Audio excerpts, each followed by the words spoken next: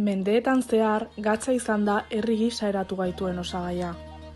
Berak sendatu gaitu, eta gure lurra maitatzen eta errespetatzen irakatsi digu.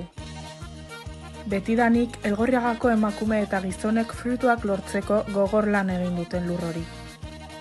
Urteak igarota, Elgorriagako kaleetan zehar, sorotik irten eta etxera itzultzen diren animalien kanpaiak entzun dira, baita mailua ingudea jotzen, edo egurrari forma ematen, eta noski erleak egan, polen hauteman ezin horren bila.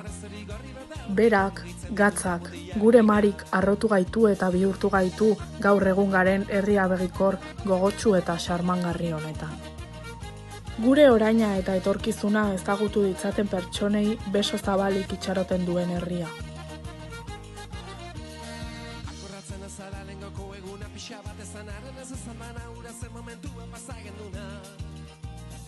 Akordatzen azara lengoko eguna pixa bat ezan